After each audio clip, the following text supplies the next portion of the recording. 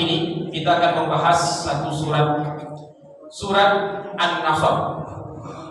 Surat ini Bapak Ibu sekalian, kata mayoritas ulama tafsir, surat An-Nasr idza jaa nasrullah adalah surat yang terakhir yang diturunkan kepada Nabi Muhammad sallallahu alaihi wasallam. Kalaupun ada ayat yang diturunkan setelah surat ini, maka dia tidak satu surat penuh, hanya potongan ayat saja. Seperti nanti yang menyebut al-yauma akmaltu lakum dinakum wa atmamtu alaikum ni'mati wa raditu lakumul Islam dinan. Itu kan bagian dari surat yang sudah turun sebelumnya. Maka surat yang terakhir turun dalam kondisi satu surat penuh, kata para ulama, inilah surat idza jaa nasrullah, surat An-Nasr. Makanya nama lain surat An-Nasr ini surat At-Tawdih. At-Tawdih itu artinya surat perpisahan. Nah, Bapak Ibu sekalian, pernah kita sampaikan di awal-awal kajian dulu, surat idza jaa nasrullah ini kata Ibnu Abbas di dalam tafsirnya, ini adalah surat sebagai tanda Nabi kan meninggal dunia. Kalau kita meninggal, kita pernah sampaikan Bapak Ibu sekalian, tidak pernah tahu tanggalnya, kapan, di mana, bagaimana kondisi kita, wallahu a'lam, kita tidak tahu. Tapi para nabi dan rasul Allah berikan tanda, bahkan ada sebagian nabi dan rasul yang bisa minta kapan mereka ingin diwafatkan. Sebagaimana Nabi Musa pernah menempeleng malaikat maut. Itu di dalam hadis Bukhari Muslim. Dia pulang ke rumahnya, ada laki-laki. Siapa laki-laki ini? Kata laki-laki itu, hai Musa, penuhi panggilan Tuhan. Marah Nabi Musa, ditempelengnya laki-laki tadi, keluar biji matanya. Itu dalam riwayat hadis Bukhari Muslim, Bapak Ibu sekalian. Lalu rupanya laki-laki itu adalah malaikat maut. Maka malaikat maut kembali kepada Allah, ya Allah, kau mengutusku kepada seorang nabi yang belum mau meninggal. Maka Allah kembalikan penglihatan malaikat maut. Lalu kata Allah kepada malaikat maut, katakan kepada Musa kalau dia ingin ditambahkan umurnya, letakkan tapak tangannya pada sapi. Kalau nanti berapa bulu sapi yang tertutupi dengan tapak tangannya, satu helai bulu ditambahkan 1 tahun usianya. Kata Nabi Musa, setelah itu apa? Setelah itu kau akan diwafatkan, kata malaikat maut. Maka kata Nabi Musa, kalau demikian kan diwafatkan juga, wafatkan aku sekarang, tapi dekatkan kuburanku 1 lemparan batu dari Baitul Maqdis. Nabi Musa minta diwafatkan, kapan bisa? Maka Bapak Ibu sekalian, nanti kita akan jelaskan di mana letak Allah menjelaskan ini surat perpisahan bagi Nabi Muhammad SAW. Surat ini nanti menceritakan tentang satu peristiwa penting Bapak Ibu sekalian, yaitu Fathul Makkah, yaitu pembebasan kota Makkah setelah sekian lama Nabi Muhammad meninggalkan kota ini dan hijrah ke Madinah. Kita baca terlebih dahulu, a'udzu billahi minasyaitonir rajim. Bismillahirrahmanirrahim. Idza jaa nasrullahi wal fath wa ra'aitan nasa yadkhuluna fi dinillahi afwaja fasabbih bihamdi rabbika wastaghfir innahu kana tawwaba. Pada ayat pertama Allah katakan idza jaa nasrullahi wal fath, apabila sudah datang pertolongan Allah, wal fath, dan kota Makkah direbut kembali. Bapak Ibu sekalian, ayat pertama ini menjelaskan kepada kita semua apa yang dapat kita raih sampai hari ini itu semua karena pertolongan Allah. Jadi jangan ibu terlalu sombong betul. Dan bapak tuh terlalu sombong betul. Sejak bapak tuh kaya, pagarnya tinggi minta ampun. Dibikinnya tulisan di depan pagar, tidak menerima sumbangan kecuali ada izin dari gubernur dan menteri keuangan, gitu kan? Kalau nak jumpa sama bapak tuh harus janji seminggu sebelumnya. Karena repot betul urusannya. Karena kata bapak tuh, untuk apa saya sedekah? Harta ini saya yang cari, saya yang mati-matian, saya yang peras keringat. Apa urusan pula saya sedekah? Apa urusan saya bayar zakat? Apa urusan saya melakukan itu semua? Tidak ada, saya yang bekerja. Kan ada orang kadang macam itu, Bapak Ibu sekalian. Padahal Allah yang memberikan dia sehat, Allah yang menciptakan mata, Allah yang menciptakan tangan, Allah yang menciptakan kaki. Dengan itu semua dia bisa bekerja. Dia lupa dengan itu. Nah, Maka Bapak Ibu sekalian, semua apa yang dapat kita capai hari ini itu semua karena pertolongan Allah Subhanahu wa taala. Maka kata Allah, pertolongan Allah pasti datang dan kota Makkah itu nanti akan direbut. Bapak Ibu sekalian, Fathul Makkah itu, ini kita membahas sejarah sedikit. Itu terjadi di tahun ke-8 Hijriah. Awalnya dilakukanlah perjanjian Hudaybiyah di tahun ke-6 Hijriah. Jadi di perjanjian itu orang-orang Madinah Muslim dengan orang-orang kafir Quraisy tak boleh berperang selama kurang lebih 10 tahun. Salah satu bunyi poinnya. Siapa yang ikut dengan orang-orang Islam, maka nanti dia akan dilindungi. Siapa yang ikut dengan orang-orang kafir Quraisy juga dilindungi. Tak boleh saling serang menyerang. Apa yang terjadi? Ada satu suku yang ikut kafir Quraisy namanya suku Bakar. Ada satu suku yang ikut kaum muslimin namanya suku Khuza'ah. Karena orang tak boleh berperang, tiba-tiba suku Bakar mengambil kesempatan itu untuk menyerang suku Khuza'ah. Karena dia tahu suku Khuza'ah akan tak perang, tak bawa senjata, maka mereka menyerang tiba-tiba. Maka apa yang dilakukan suku Bakar ini membuat Nabi marah. Mereka kemudian minta negosiasi supaya Nabi jangan marah, karena umat Islam sudah kuat. Andai Islam menyerang kota Makkah, habislah orang-orang kafir yang ada di kota Makkah pada waktu itu. Maka datanglah Abu Sufyan, datanglah Abbas ke Madinah untuk membujuk Nabi. Nabi tak mau, akhirnya Abu Sufyan masuk Islam. Jadi Abu Sufyan itu awalnya masuk Islam, tujuannya supaya Nabi mau negosiasi. Abu Sufyan ini bukan paman Nabi, Bapak Ibu sekalian. Yang paman Nabi Abbas. Kita pernah sampaikan ada 4 paman Nabi ketika Nabi mulai berdakwah. Cuman yang masuk Islam cuma 2. Satu Hamzah, yang kedua Abbas. Cuman Hamzah lebih dulu masuk, Abbas belakangan. 2 tak masuk Islam. Siapa kemarin itu? Abu Lahab dengan Abu Thalib. Abu Thalib itu juga yang masuk Islam sampai umurnya. Maka termasuk di antaranya yang masuk Islam sebelum Fathul Makkah karena Nabi. Dia itu Nabi. Kita bahas kemarin dalam surah Al-Lahab. Kalau yang suami dari Ruqayyah dengan Ummu Kulsum langsung diceraikannya anak Nabi ketika Nabi mulai berdakwah. Bah dari Utaibah anak Al-Lahab, bukan langsung diceraikan anak Nabi. Tapi ada menantu Nabi yang tak mau menceraikan istrinya. Siapa dia? Suami dari Zainab, anak Nabi, putri Nabi yang paling tua, Zainab namanya. Nah, suami Zainab namanya Abul As.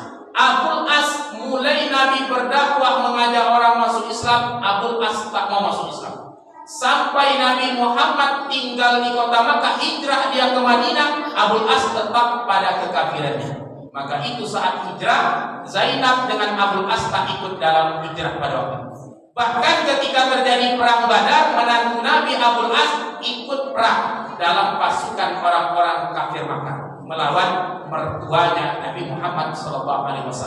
Abul As kalah, ditawan oleh pasukan muslimin, kemudian ditebus oleh Zainab dengan perhiasan yang diberikan Khadijah. Nabi mendapatkan perhiasan itu sebagai tebusan Abul As. Maka kata Nabi, kau bebaskan, kembali ke Makkah, tapi kembalikan Zainab kembali. Nah, itu ceritanya nanti. Nanti sebelum Fathul Makkah, baru Abul As itu masuk Islam. Di 20 tahun lebih, Bapak Ibu sekalian, baru dia mau masuk Islam. Maka karena kemarahan Nabi, orang-orang kafir Quraisy tidak patuh dengan perjanjian tadi, disiapkanlah 10.000 pasukan di tahun ke-8 Hijriah datang dari Madinah ingin mengalahkan atau berperang dengan orang kafir maka orang kafir Makkah pada waktu itu, Bapak Ibu sekalian, karena tahu Nabi Muhammad datang dengan 10.000 pasukan, mereka tak berani melawan karena jumlah mereka sudah sedikit, tidak akan sanggup menghadapi Nabi Muhammad SAW. Mereka tunggu saja. Kalau Nabi Muhammad memang seorang Nabi dan Rasul, pasti dia takkan membunuh orang-orang yang ada di Makkah dan dia akan selamat sampai kota Makkah. Karena dulu pernah ada kejadian, ada orang yang berusaha ingin menghancurkan Ka'bah, ingin menaklukkan kota Makkah, tapi karena Ka'bah itu dijaga Allah, Allah hancurkan pasukan itu.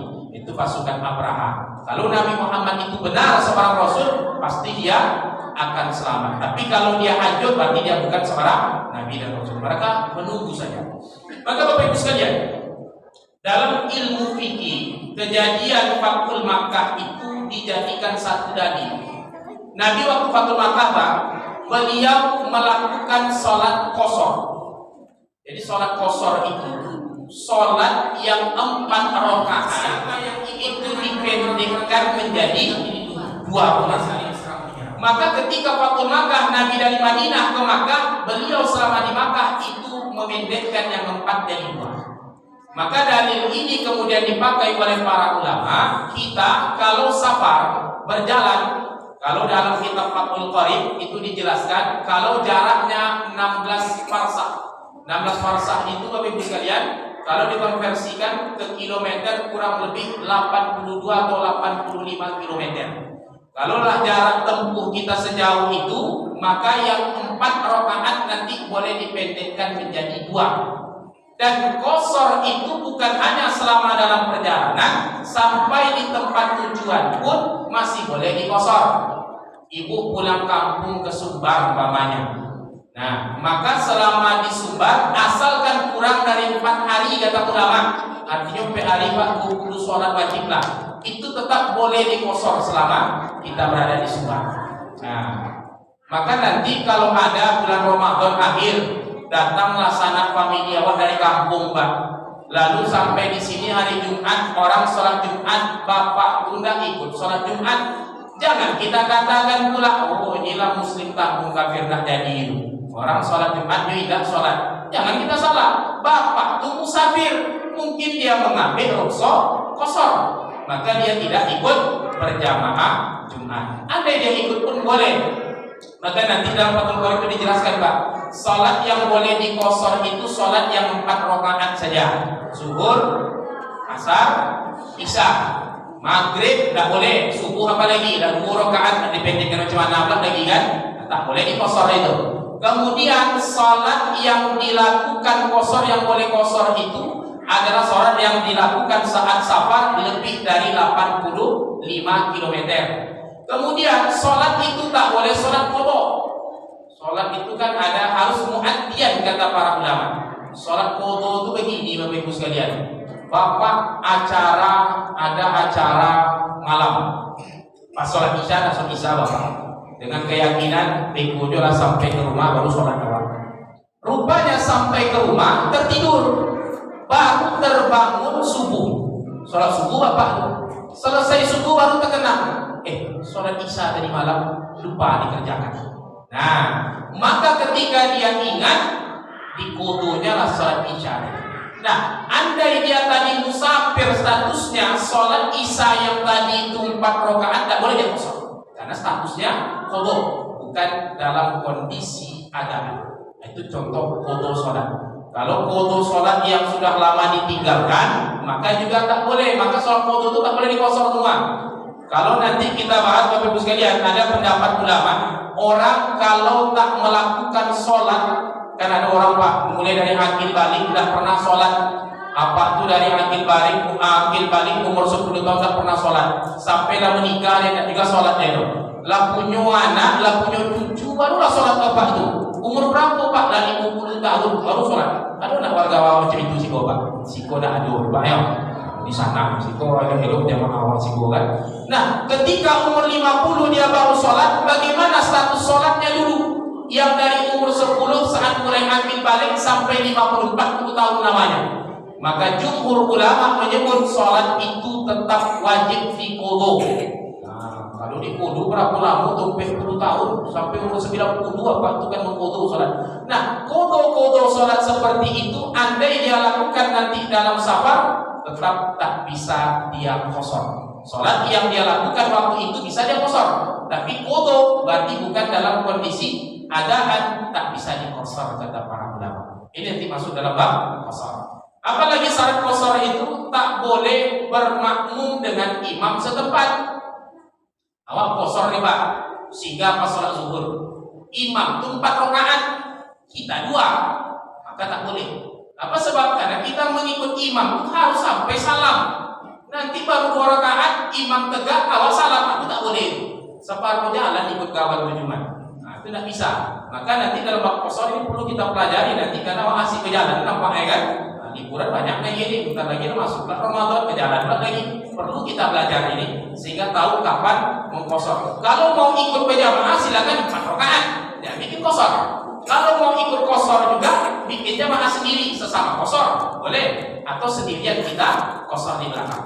Maka tak boleh nanti bermakmum dengan orang yang 4 rakaat. Itu nanti ketentuan. Nabi selama melakukan Fathul Makkah, beliau juga mengqasar salat.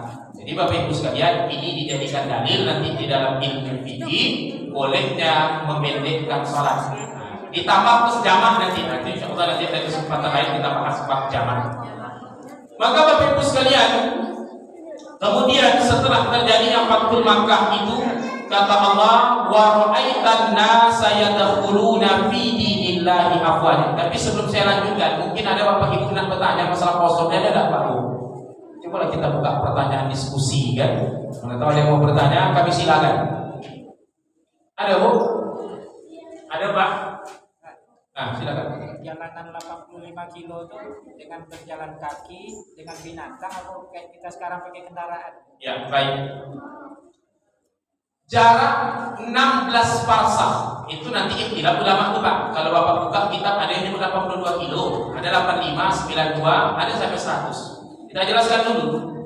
Jarak ini kenapa bisa berbeda? Yang pertama, di zaman Nabi tidak ada meteran, tidak ada 2 kilometer. Maka samalah nanti kalau kita membahas zakat Pak, zakat itu kata Nabi 1 sok. Berapa 1 sok itu 4 mud. Berapa 1 mud itu? 1 raupan tangan seperti kita membuka tangan ketika berdoa. Itu 1 mud. Kok bisa 1 mud itu berbeda-beda? Ya karena tangan kita beda-beda. Ibu tuh kelingking semua pas dirautnya 1 sok itu rupanya cuma 6 on 1 mud itu. Bapak tuh jarinya jempol semua. Nah bisanya sekali raut itu 7 on. Ini dihitung sama dengan kalau anak mengukur dari pintu sana ke pintu sini 25 langkah. Pas anak tuh menghitung. Pas bapaknya menghitung mungkin 20 langkah. Hitungannya sama-sama langkah, tapi bisa berbeda takaran. Maka itu nanti kami jelaskan berbeda 85, 80 dan seterusnya. Nah, apakah dihitung itu jarak apa waktu? Tetap yang dihitung jarak. Apakah dia berjalan kaki ataukah dengan kendaraan, pakai pesawat sekalipun, asalkan jaraknya 85 km, boleh dia kosong. Kalau dihitung dengan waktu, dan kata ulama, walaupun dihitung jarak, tapi tidak boleh dihitung putar-putar. Bapak tuh kerjanya keliling-keliling kotanya. Kalau dihitungnya dari rumah balik ke mana, balik ke situ, adalah 55, boleh tidak kosong? Nah, itu tidak safar tuh, itu raun-raun namanya. Nah, tidak termasuk safar tuh. Tapi kalau keluar kota dia memang antar barang, nah itu bisa dihitung nanti safar. Maka yang dihitung tetap jarak. Kita ke Batam naik pesawat, kita baru pulang dari bandara antar orang sampai ke rumah, belum sampai ke rumah kadang kawan udah sampai ke Batam. Kan cepat tuh. 30 menit dia mungkin sampai. Kalau ke Jakarta mungkin 1 jam 20 menit sampainya. Tapi jaraknya kan ratusan kilometer. Boleh tidak dia kosong? Kata ulama tetap boleh dikosong. Karena yang ditengok jaraknya, bukan berapa lamanya atau bagaimana caranya sampai ke sana. Kalau Bapak Ibu sekalian, kalau di dalam kitab-kitab lama memang disebutkan perjalanan sehari semalam, tapi tetap yang dihitung jarak. Jadi bukan caranya mau jalan kaki kah, mau naik kendaraan kah, tetap dihitung boleh kita kosong. Ada lagi Bapak Ibu sekalian? Ada Pak? Nah, kita lanjutkan. Maka kemudian kata Allah, wa ra'aitan nasa yadkhuluna fi dinillahi afwaja. Setelah terjadinya Fathul Makkah itu, wa ra'aitan nasa yadkhuluna fi dinillahi afwaja. Engkau melihat manusia masuk Islam berbondong-bondong. Inilah tadi kata Ibnu Abbas, tanda Nabi itu kan meninggal. Apa tandanya? Nabi Muhammad itu Bapak Ibu sekalian Allah utus untuk mensyiarkan agama ini, memperbaiki akhlak manusia. Kapan selesai tugas Nabi? Ketika manusia menerima ajakan Nabi, ketika manusia masuk Islam, ketika manusia mau meninggalkan keyakinan sebelumnya. Maka ketika Allah katakan manusia masuk Islam berbondong-bondong, kata para ulama tafsir, 2 tahun setelah Fathul Makkah itu hampir tidak ada satu orang pun di jazirah Islam itu, di jazirah Arab itu yang belum masuk agama Islam. Nah, ini sebagai signal karena orang semuanya ada masuk Islam, maka tugas Nabi pun selesai. Orang sudah mau menerima Islam, selesailah tugas Nabi. Kalau sudah selesai tugas Nabi, maka tandanya beliau akan meninggal dunia. Itu nanti dijadikan dalil Bapak Ibu sekalian, kenapa surat ini dinamakan surat At-Taubih atau surat perpisahan. Maka kemudian kata Allah, fasabbih bihamdi rabbika wastaghfir. Maka bertasbihlah, bertakbirlah dengan menyebut nama Tuhanmu dan mohon ampunan. Bapak Ibu sekalian, bertasbih takbir itu ada yang terikat, ada yang tak terikat mutlak. Kalau yang terikat nanti ada beberapa dalil Pak. Yang antaranya dalil zikir terikat itu seperti sholat. Awak besok sholat Bu, berapa kali baca tasbih itu? Berapa kali Bu? Berapa kali Pak? 33. Itu satu hadis. Kalau Bapak Ibu buka di dalam beberapa hadis, nanti ada beberapa hadis tentang jumlah zikir. Ada nanti yang menyebut setelah sholat itu terikat jumlahnya 33 subhanallah, 33 alhamdulillah, 33 Allahu Akbar. Hadis yang lain sahih juga menyebut 25 subhanallah, 25 alhamdulillah, 25 Allahu Akbar, 25 la ilaha illallah. Sahih juga hadisnya. Yang satu lagi menyebut jumlahnya 11 subhanallah, 11 alhamdulillah, 11 Allahu Akbar. Maka kata para ulama, karena semua hadis tentang jumlah zikir ini sahih, maka boleh dipakai bergantian. Nah, maka kalau kondisi Bapak agak lapang, ambil yang panjang. Kalau kondisi Bapak soalan kosor dari yang pendek, tadi butuh cepat, ambil yang pendek, jangan sampai tinggal. Itu maksudnya Bapak sekalian. Ambil yang 11 kan tak payah. Ambil yang panjang kalau kita kondisi kita lapang 33. Maka Bapak Ibu sekalian, ini setelah terjadinya Fathul Makkah itu, Nabi Muhammad SAW memperbanyak tasbih tahmid, kemudian istighfar. Nah, ini dalil kedua kata para ulama, ketika Nabi diperintahkan istighfar, itu juga tanda Nabi akan meninggal. Apa sebab? Istighfar itu Pak, tanda amal kita selesai. Awal selesai sholat apa baca Pak? Astagfirullah. Kan selesai sholat. Selesai mengaji apa yang kita baca? Astaghfiruka wa atubu ilaik. Selesai puasa, selesai haji, selesai umroh, diperintahkan istighfar. Kenapa istighfar? Selain sebagai bentuk ketawaduan kita, itu juga sebagai tanda selesainya amal. Maka ketika Nabi diperintahkan istighfar, selesai tugas Nabi di dunia. Itu nanti dijadikan dalil Nabi kan meninggal dunia. Bapak Ibu sekalian, istighfar itu tanda kita tawadhu. Kenapa habis sholat itu istighfar bukan alhamdulillah? Supaya meyakinkan kita jangan sombong. Jangan awak merasa Pak, sholat awak pula yang paling hebat. Sholat awak pula yang tadi paling soleh, yang paling diterima, yang paling betul. Sholat kawan pun ada betul dulu. Nilainya ketika kami dulu. Tidak sampai pahalanya sesuai dengan yang Allah minta. Karena itu kalau boleh kita suuzon, Bapak Ibu sekalian, suuzonlah kepada diri awak masing-masing. Jangan merasa sholat kita tadi pasti diterima, puasa kita pasti betul, haji kita pasti makbul. Jangan pede betul. Makanya banyak-banyak istighfar. Ketika Nabi diminta istighfar, kenapa? Kata ulama tafsir, satu, sebagai bentuk kerendahan hati beliau. Yang kedua, bisa jadi Nabi itu maksum, tidak punya dosa. Tapi yang Nabi mintakan saat istighfar, yang diminta adalah diampunkan kesalahan umatnya. Nah, Nabi maksum, tidak ada dosanya sama sekali. Tapi umat Nabi tentu banyak bikin dosa. Maka istighfar yang dilakukan Nabi bukan untuk Nabi saja, tapi juga untuk diampunkan umatnya. Karena umatnya adalah tanggung jawab Nabi Muhammad SAW. Maka Bapak Ibu sekalian, itu makna istighfar yang diucapkan Nabi bukan karena beliau berdosa, tetapi karena itu merupakan mungkin kesalahan dari umatnya. Kemudian di ayat terakhir, innahu kana tawwaba, sesungguhnya Allah itu maha menerima taubat. Tadi kami sampaikan orang yang tadinya sekian puluh tahun tidak melakukan sholat, apakah dia wajib mengqadha? Jumhur ulama menyebut qadha tetap. Dia sudah taubat, tetap sholatnya yang 40 tahun tertinggal tadi tetap dia qadha. Bagaimana cara qadha sholatnya? Selesai sholat satu, lanjut sholat yang lain. Nah, itu kalau qadha sholat yang lama. Kalau qadha sholat yang terlewatkan macam isya tadi, kapan teringat? Bapak baru terbangun jam 8 pagi, terlewat sholat subuh. Nah, terlewat sholat subuh, kapan mengqadha sholatnya? Waktu teringat. Kalau sekali-kali tidak apa Pak, tapi kalau tiap hari musibah tuh. Tiap hari apa tuh jam 8 sholat subuh ngomongnya kan, itu musibah tuh.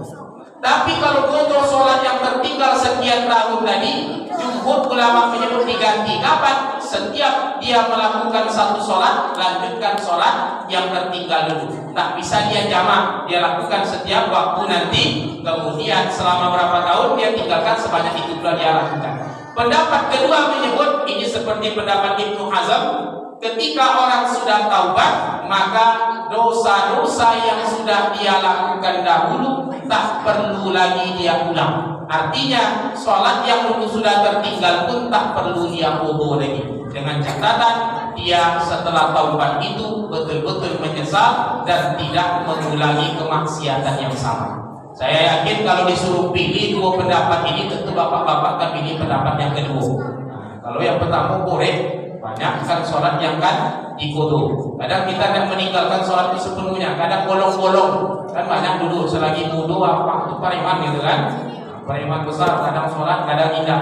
Macam mana statusnya? Jumhur ulama menyebut wajib dia qadha sholat seberapa lama dia tinggalkan. Pendapat yang kedua, ketika orang sudah taubat, maka dia balik nol lagi, macam di SPBU kembali nol. Maka setelah dia mengulang, setelah dia taubat, semua dosa yang sudah yang terdahulu itu dimaafkan, kecuali dosanya dengan manusia. Apalagi utang piutang tidak bisa lunas dengan taubat. Kalau utang piutang tidak bisa lupa. Kalau lah taubat, maka utang piutang tetap dilunasi. Di sekolah dulu bapak makan di kantin gorengan 5 bayar 2 bayar utang tuh kalau tobat. Kan banyak yang macam itu dulu kan, ibu-ibu makannya 5 dibanci ibu tuh kan.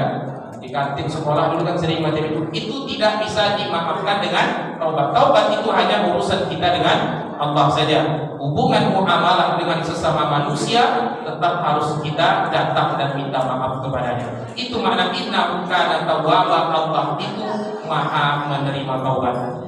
Maka Bapak Ibu sekalian, surat Idza Jaa Nasrullah ini surat yang terakhir, surat perpisahan tanda dekatnya ajal Nabi Muhammad SAW. Kemudian surat ini juga memerintahkan kepada kita untuk banyak-banyak tawadhu sebagaimana Nabi yang memperbanyak zikir, istighfar, walaupun beliau maksum tetap juga memperbanyak istighfar kepada Allah, memperbanyak taubat. Kemudian Nabi juga ini sebagai wujud syukur beliau, karena di awal ayat dijelaskan semua yang didapatkan Nabi adalah bantuan dari Allah atau pertolongan Allah. Begitu pula kita, apapun yang kita capai hari ini Bapak Ibu sekalian, tak lepas dari pertolongan dari Allah Subhanahu wa Ta'ala. Makanya harus kita buktikan dengan kesyukuran, memperbanyak amal-amal saleh kita. Dan ada masuk waktu Isya Bapak Ibu sekalian. InsyaAllah kalau ada kesempatan kita lanjutkan di pertemuan selanjutnya. Demikian kurang dan lebih mohon dimaafkan. Hadanallahu wa iyyakum ajma'in. Astaghfirullah wa atubu ilaih. Wallahu a'lam bishawab. Assalamualaikum warahmatullahi wabarakatuh.